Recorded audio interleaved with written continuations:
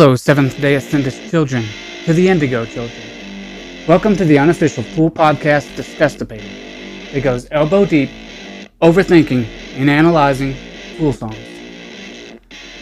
Keep in mind that this podcast is unofficial. These are my opinions and will involve some speculation with a large hooker with a penis-sized serving of facts. Let's get into the facts. Tool Tour 2022! Wait, you know what? Wait a minute. I'm going to show a bunch of pictures here. I put a lot of Tool pictures and a lot of Tool images and pictures from the live tour here. YouTube is unequivocally the best way to take in all the tasty Toolness of this podcast. But we are officially now on Spotify as an audio-only show.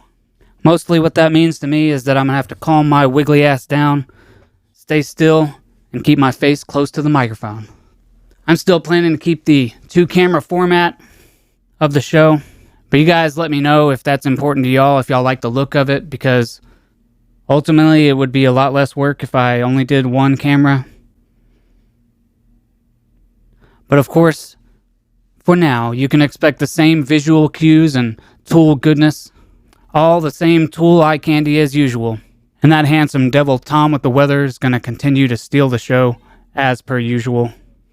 So yes, this show is best when viewed on YouTube, but after several messages inquiring where to find the podcast as an audio-only form, I realized that watching a show is not always manageable, but people can find time to listen.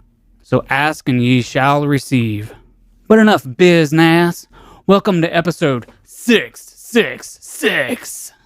It's just episode 6, 3 times as wicked. Or longer, really, just a little bit longer, because there's a lot to cover.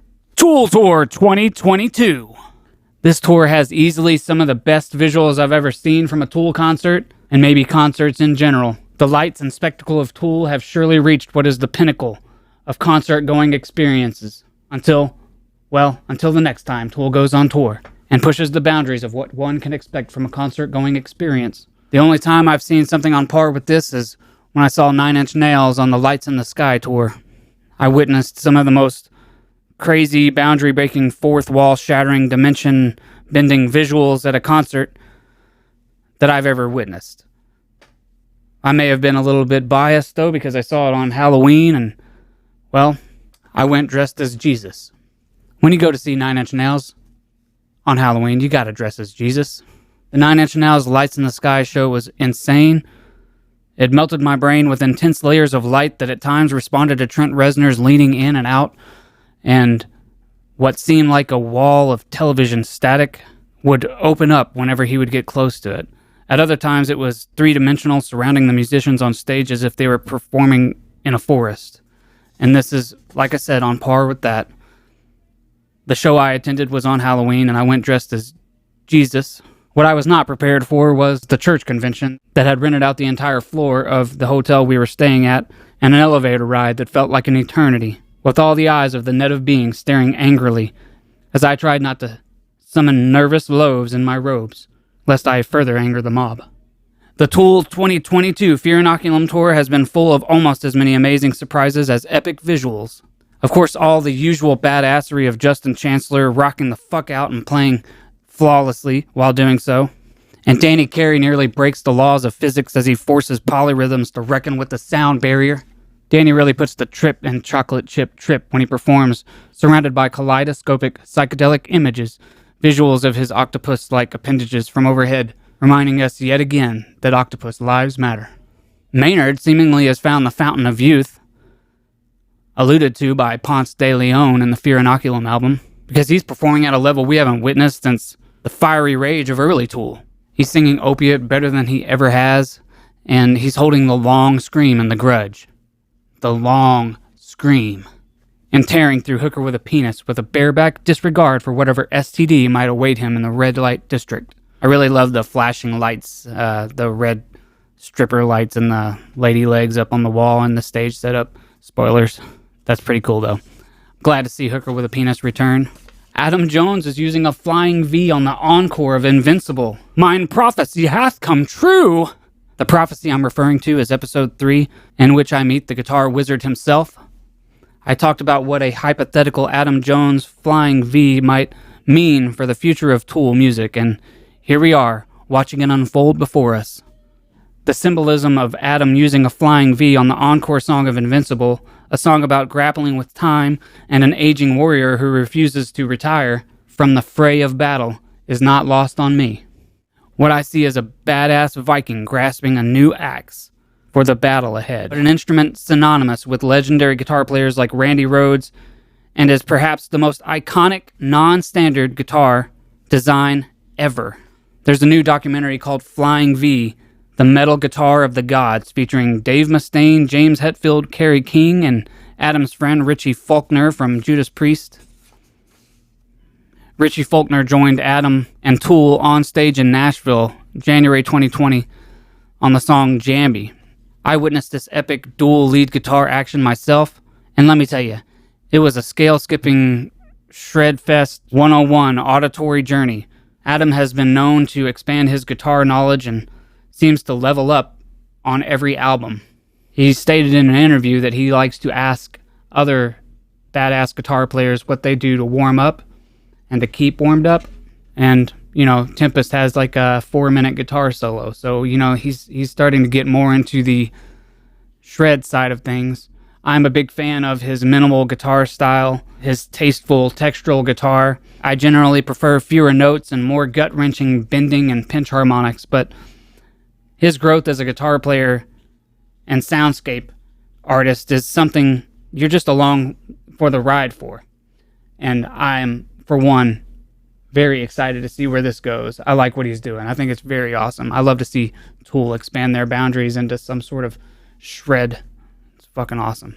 So while the Gibson Adam Jones Silverburst Les Paul Standard is just on the horizon, a more affordable horizon I might add, Adam is playing what appears to be a prototype for a future guitar, a Flying V model. Might just be a custom model for him, but notice the reverse Silverburst. An article in Guitar World magazine said, quote, "One thing that immediately stands out is the V's split headstock, first seen all the way back in 1957 on Gibson's Proto-Explorer Futura design. The split, or forked headstock, look has made an occasional appearance on custom shop Flying V's, but is completely absent from the company's current line. A forked headstock would make the theoretical Adam Jones Flying V perhaps even more valuable and ultra collectible than the Tool guitarist's signature Les Paul has already proven to be. What's more, Jones's onstage V tease happens to come just days after Metallica's Kirk Hammett teased a new signature Gibson Flying V of his own on Instagram. All of this has us wondering if 2022 will prove to be the year of the V." That was all from an awesome article in Guitar World magazine. Wow, so cool. That forked headstock dates all the way back to 1957. 57. And speaking of 57, happy 57th birthday to Adam Jones. There was a Tool show in Sacramento on his birthday, and Maynard sang a version of Happy Birthday to him. It's not the version that we all know, the Happy Birthday song, but that's like copywritten or whatever. You can't... It's like you'll get sued if you sing it.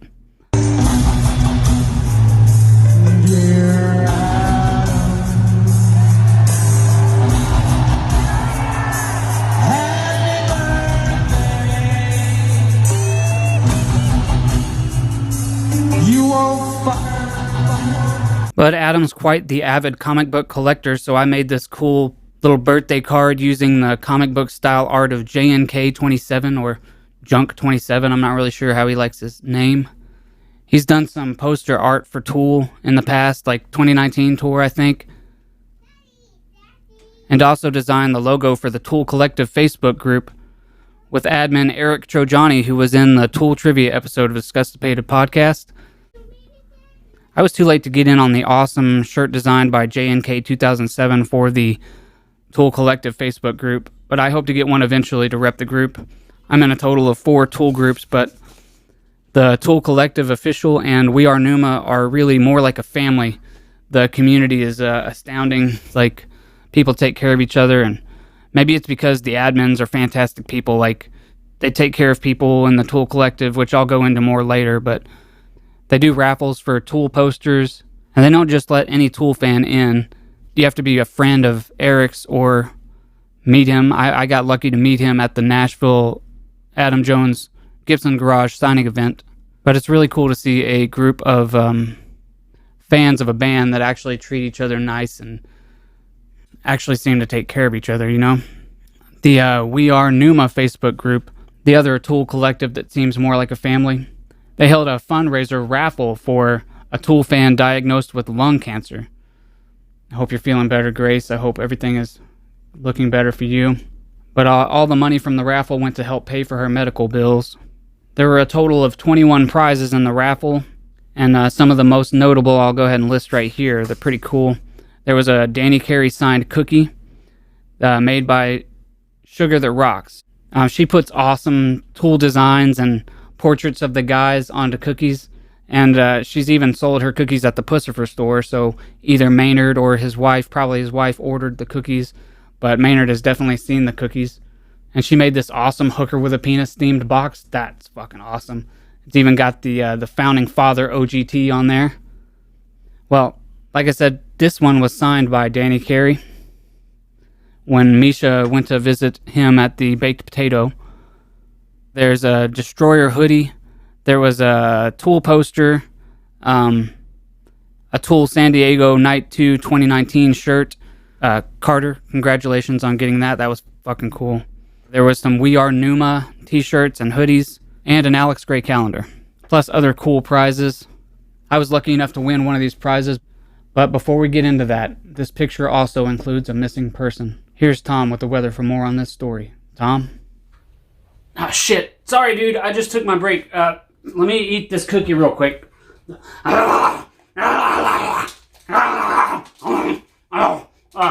Delicious. Danny Carey signature.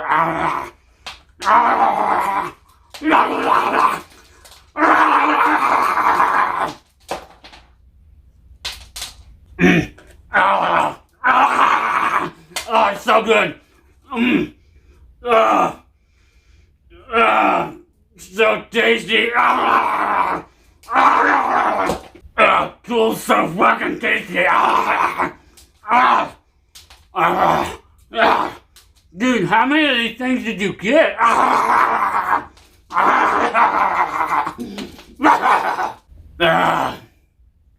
just fucking with you guys. I got pretty good at forging Danny's signature, but my wife made these awesome cookies, but they're not quite as awesome as Sugar That Rocks, man. Hers are like all the way to the edge, and she just makes some awesome looking cookies, but check this out. Oh, yeah. Oh, delicious Tool signatures. Oh, no, I'm just fucking with you guys. I actually got this badass t-shirt. Oh, sexy. Come on, dude, quit fucking around. We didn't get the cookie. No Danny Carey signatures were harmed in the making of this segment. Alright, dickhead, back to the Amber Alert. Thanks, Jeff. He had a lot to say. He had a lot of nothing to say, because he's made of crochet. But we'll miss him. We never got to say, so long, we wish you well. My friend Minnie Mae J.K. is missing in action. Last seen with Misha George at the Tool concert in Las Vegas. With any luck, he's just playing the slots and being a hooker with a penis in the city of sin, planning to return whenever his bankroll dries up. Hopefully he's not caught up in some sex toy trafficking ring, as I know he has a penchant for chicks with dicks.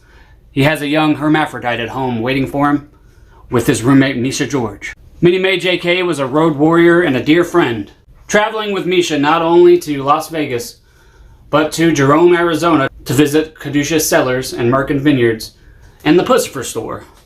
He even got his mohawk trimmed at the Barberfer shop in Jerome, Arizona. If you have any information regarding his whereabouts, please contact us here at the Tool News Network, TNN, Disgustipated Podcast, or Misha George, his roommate and owner.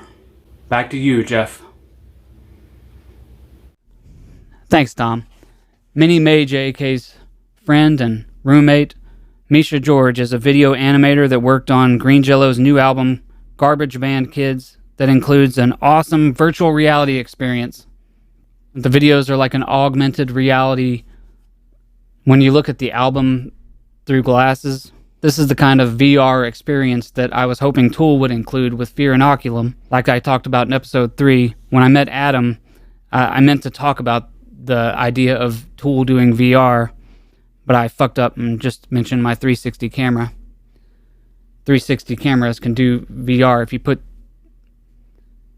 a 360 picture in a VR headset, it's like a VR experience kind of. So maybe they'll do a VR live Tool experience. That'd be awesome. Maybe Tool should look into getting Misha to bring some of their art into the VR world with the next Tool release.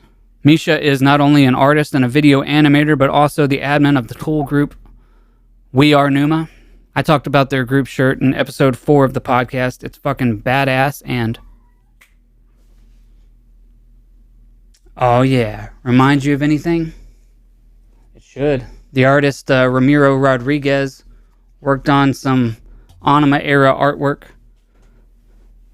for Tool t-shirts and posters. My favorite of which being the painting used on the promo vinyl for Cesaro Summability. It's like a promo picture vinyl by the name Pneuma 1 or Pneuma I. It's a Roman numeral, so whichever way he said it. Which brings me to the theme of this month's Disgustipated podcast. Pneuma. For several reasons. First of all, the song is amazing. Not just this t-shirt and the Facebook group, but the song Pneuma was my immediate favorite off of Fear Inoculum. Such a strong chorus, despite not having any vocals, or maybe because the lack of vocals. You've heard of wordless melodies and a wordless chorus. Think of songs like Nirvana's Lithium. Yeah, yeah, yeah, yeah. Well, this is the ultimate wordless chorus. No words at all. But the show theme today, being Pneuma, was largely based on the return of Tool to the stage. The gathering as one community to experience Tool and to release the emotions and to witness the communal ritual of Tool as one larger consciousness. Think of it like a tribe gathering and dancing around the fire to tribal drums, playing insane drum rhythms to cleanse ourselves and enjoy this holy gift of life. Danny's drum patterns and playing in particular has African rhythms and has many elements of the African drumming style, and he usually is always performing with sacred geometric symbol behind him. The unicursal hexagram is on many of his t-shirt designs on his website. This and many other symbols in Tool's art and lyrics and music work subconsciously to remind us that we are all born of one breath. I'm going to read some of the Pneuma lyrics and probably go into some little tangents along the way. It's hard not to with Tool and talking about all the various ideas that spring to mind, especially with any aspect of Tool lyrics, as Maynard is like the master at painting vague word pictures of human experience. We are spirit, bound to this flesh. We go round 1 foot nailed down, but bound to reach out and beyond this flesh, become Pneuma. So, we are more than physical bodies. We are bound to these meat puppets, but the consciousness that is who we are is bound to one day reach out and beyond through death as an inevitability or possibly through a process of spiritual growth. An interesting fact is I know some deny the existence of souls or another dimensional existence. When we die, we lose 21 grams of body weight. The 21-gram experiment is a scientific study published in 1907 by Duncan McDougall.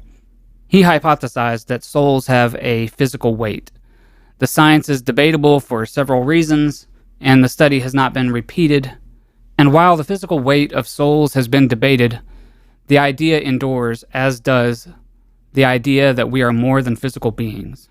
Even the physical world around us has intangible quantum physics that just don't quite add up with the material science. Look into the double slit experiment if you really want to have your mind blown.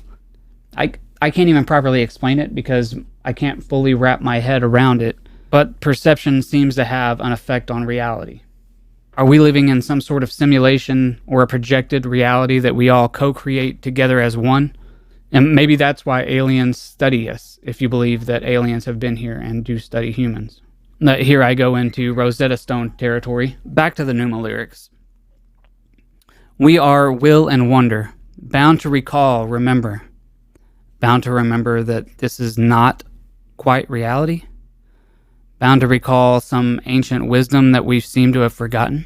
We are born of one breath, one word. We are all one spark, sun becoming. Child, wake up. That line in particular reminds me of Neo from The Matrix. Have you seen the new Matrix movie? It's fucking awesome. I mean, it's not quite as cinematic as the first one. To me, I'm a huge fan of the first one. The second and third one kind of lost me. To me, the first part of any trilogy or series is always the best. But the first one was so cinematic and everything about it was perfect. This is very well written, the new one. I thought it was ingenious the way they tied some of these new things together in there, but ultimately it's not quite as cinematic or done quite as well. It's still a really awesome movie. You got to see it. And check this out. It ends with Bomb Track.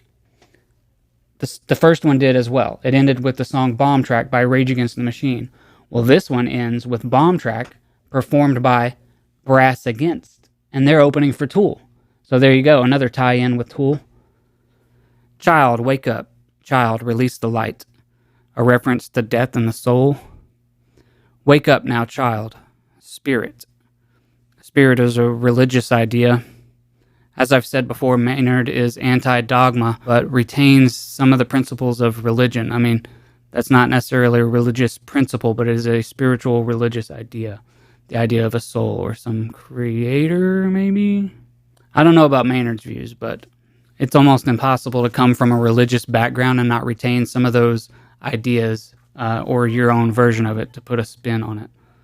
But the lyrics go, bound to this flesh, this guise, this mask, this dream. If you recall the Bill Hicks quote from Third Eye, today a young man on acid realized that all matter is merely energy condensed to a slow vibration. That we are all one consciousness experiencing itself subjectively. There is no such thing as death. Life is only a dream, and we are the imagination of ourselves. Here's Tom with the weather. Fuck yes, I love Bill Hicks. Not now, Tom. I still got some shit to talk about. I was talking to my brother about spirituality, and this quote came up from Bill Hicks. We were talking about spirituality and simulation theory and the existence of God, and like I said, this came up, and if you've ever experienced hallucinogens, you are likely familiar with the feeling that we are all connected, this larger picture that is revealed to us. But because this is brought on by a drug, people tend to dismiss it, but I think it goes back to an ancient wisdom of something that we've always known but have forgotten. Wake up, remember. It's like it restores your third eye. You know, you revert back to a childlike state of innocence. I felt compelled to hug people without hesitance because you see others as another version of yourself. But getting back to the quote, my brother said that that's the joke, is that he's on acid. To me, the joke is that this was also factual. All matter is merely energy condensed to a slow vibration is E equals mc squared. That's Albert Einstein. The joke is also the acid, but mostly it's, hey, here's some fucking positive news on the news instead of fear-mongering. Now, my brother and I disagree on a lot of things like spirituality and God, but I think we agree more than we can see because we get caught up on debating smaller points in between larger concepts. We were both raised Jehovah's Witnesses and kind of burned by religion at a young age, and so there are loaded words like God that describe an intangible thing. But for many that have taken mushrooms, acid, or DMT, much like Alex Gray back here, there's an almost indescribable feeling of something larger, some connectedness that breaks the walls down between humans. And You feel like you are all an extension of one being. Some hypothesize, like Terence McKenna, that mushrooms led to the formation of language and furthered human evolution. Was this sent here by aliens or an interdimensional being to help us evolve? Who knows? But it almost certainly was the beginning of religion and spirituality, and possibly language. For more on Terence McKenna's theory of mushrooms helping along further human evolution, look up the stoned ape theory. It's pretty interesting stuff. But back to Tool Live and the song theme of Pneuma and We Are All One. Tool played culling voices for the first time live. All the guys joined as one at the front of the stage, with Danny Carey on guitar as well as Justin and Adam. The internet blew up with an MTV Unplugged meme. That was pretty fucking hilarious. But the symbolism of them being joined together as one at the front of the stage, together unified for this emotional song with confetti falling on the audience, it's just beautiful. I didn't know that Danny played guitar well enough to join the guys on stage, especially on a song that Adam wrote, but if you go to Danny Carey's website, he has pictures of his guitars, and under each guitar is a song. The songs under the guitars are either songs that inspired him or that used the same guitar. I know for the 1979 Gibson Silverburst that he has on his website, it plays the song Room 1,000 Years Wide by Soundgarden, and Chris Cornell had an affinity for the 1979 Silverburst Gibson Les Paul. I made this meme a while ago that's a picture of two heroes playing the same guitar. Apparently the internet loved the idea of an unplugged Tool performance. Maybe someday we'll see a live Tool DVD, Blu-ray, hologram, VR experience, or whatever the medium is at that point. I've noticed in pictures from this tour that there's a microphone facing the audience, which leads me to believe that there's going to be a DVD or, like I said, whatever version of it, or some sort of live audio recording from this tour. What they're planning to do with it exactly at some point, I don't know. But I also noted that Adam wore the same Los Angeles t-shirt to several shows in a row. I started to think, damn, that shirt's got to have some stank on it by now. And then I realized there's a microphone and they might be recording this stuff, so it's for editing continuity. All these are theories, but a girl can dream. Speaking of dreams, don't wake up yet, child, because Tom's reporting from another dream. Here's Tom with the weather. Well, Jeff, glide 1 mile 6 inches at a time on Maynard's dick. Acoustic. Or Maynard's acoustic, if you will.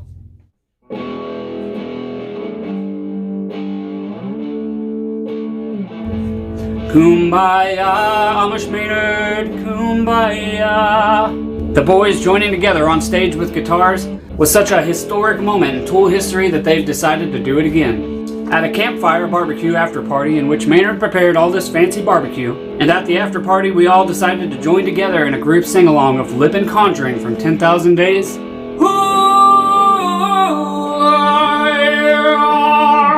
We are the night true.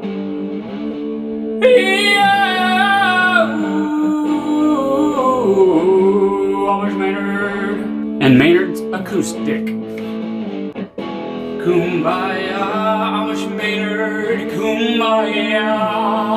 I'm hoping this will inspire the boys to perform Maynard's Dick at the Louisville show, or perhaps Bonnaroo even. Maynard's Dick has actually been performed live before, and I found on the internet a rare video of the performance. I shared it on my Instagram, and lo and behold, if you look at the hashtags, it says you can click here to see less, but right by that it says Maynard's Dick, so it actually says Maynard's Dick less. Thought that was pretty fucking hilarious.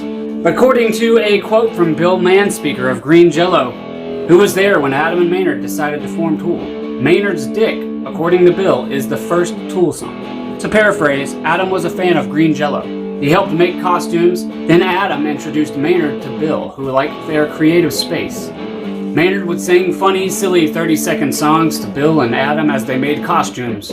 Then Bill came home one day with a record contract and a check for $60,000. And Adam and Maynard collectively said, we gotta get on some of that free money. It was at that very moment that Adam picked up a guitar and Maynard and Adam cranked out the song Maynard's Dick. It's a short little ditty, about yay big.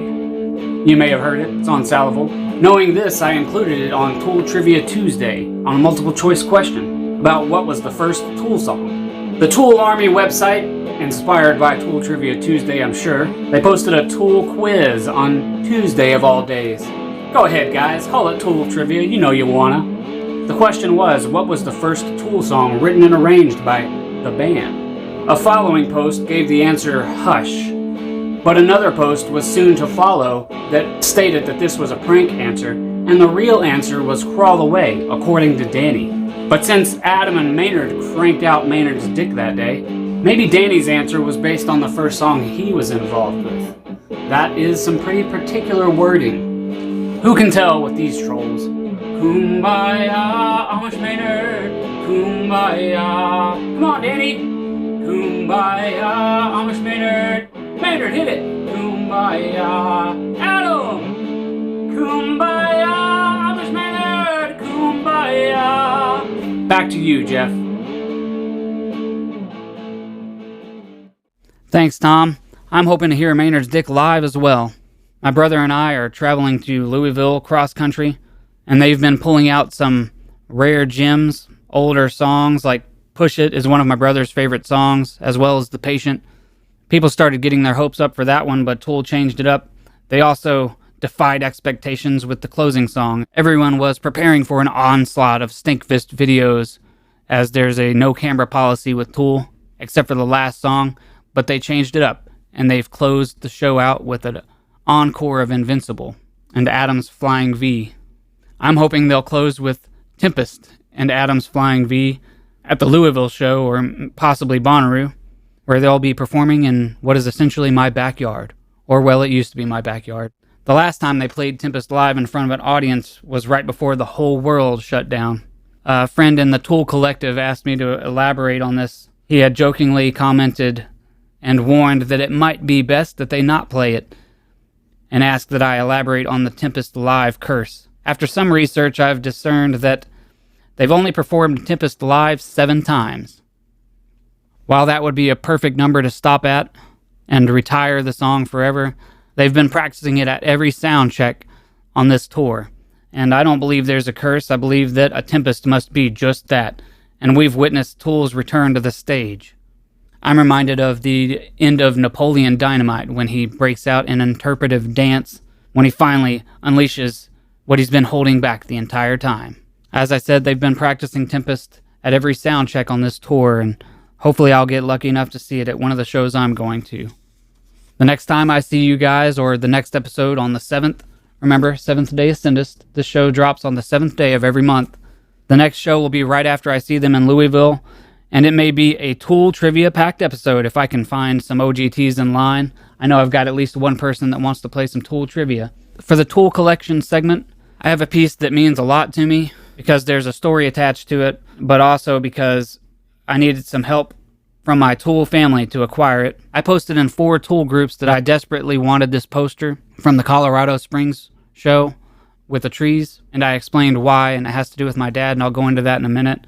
But my friend Eric Trojani offered to help, and in the end, his friend Bentley, that was in attendance with him at the show in Colorado Springs, came through and helped me to get this poster at face value, and I appreciate that. He shipped it to me, and it's in perfect condition. Let me pull it out right now. I'll show you. I can't even describe how beautiful these posters are. The pictures on the internet don't do it justice. It's really awesome. I know people are complaining about the holographic foil, but it's very beautiful. It really makes it pop. I'm working on getting a frame for it. Don't worry about that. But thank you again, Bentley. It really means a lot to me. And I'm sorry to hear about your mom, buddy. Cancer really fucking sucks. The reason this poster meant so much to me, in July of 2019, my dad was given a terminal cancer diagnosis. He was diagnosed with esophageal cancer, which means he basically was not able to breathe at the end. And he was given 6 months to live. He wanted to spend his remaining days in Colorado Springs, trying to heal himself holistically with alternative methods. We had our last road trip together when I drove him to Colorado Springs, and he was going to stay there with my cousin. He couldn't quite bring himself to say goodbye or really even admit that he was dying, but some part of him was grappling with the grief of it all, and he was so fucked up about it that he couldn't talk about it, and I never really got to say goodbye to him. He didn't want us to see him that way. His dad had cancer and he watched him waste away. And it was so hard that I think he just didn't want us to see him that way. You know, he wanted us to remember him as strong and laughing and in a positive way. So I think in a way, not only did he want to heal himself, but I think he wanted to go off and die like an animal, like a wolf, you know, off by themselves, crawl away and die. He didn't want to die in a hospital. He was like really afraid of hospitals and uncomfortable in them. My Nana worked at a hospital, and he would go visit my Nana at work when he was a kid and, you know, see old people wasting away and, you know, the depressing feeling of being in, if you've ever been in a hospice ward or whatever, you know, it's kind of sad and lonely and creepy, like zombie shit. So long story, even longer, he wanted to be cremated and have his ashes spread in Colorado. The place that cremated him do this thing where they include some of his ashes in a seedling and they plant a tree in his honor. There's a tree in Colorado that has some version of my dad's remains in it. So my father, the legendary Tool Dad, is now part of a tree in Colorado. So this poster with the trees from Colorado Springs means a lot to me, and it especially means a lot to me that a friend who also had a parent die of cancer reached out and helped me to acquire this poster. So thank you again to my Tool family. Thank you, Bentley. My dad not only took a group of us all to a Tool show, as I've talked about in the past, but he heavily inspired my musical taste and encouraged me musically to be creative and encouraged my music. He bought me this awesome guitar back here, and he greatly influenced my musical taste, as I said. He used to come to live shows and band practices. After he got the terminal cancer diagnosis, I told the guys in my band, Echoes of Iris, that we would have to slow down and take a break. And the last practice that we had, my dad, well, it wasn't the last practice, but the last practice before we left for Colorado, my dad came to. And I had just come up with a riff that you may be a little familiar with. I used it at the beginning and end of the show. But I had came up with that riff that day, and I took it to the practice, and then we had this epic jam, and the lyrics were inspired, I think, in part by what my dad was going through, which is coming to terms with your own death and going off to die in the woods like an animal or like a lone wolf, you know. But I use it, like I said, at the beginning and the end of the podcast. It's the show intro, and I'm going to use it today. At the full song is going to be at the end of the show. And I'm adding the song to Spotify, so if you guys would go and check out Echoes of Iris and the song Evil Blue Down, that's the song I'm talking about, and that's going to be at the end, in full, the full music video at the end of the show today. There is no Disgustipated segment this week, as my faith in humanity has been restored temporarily, but I must keep reminding myself of this. I'm Jeff, and I'm out.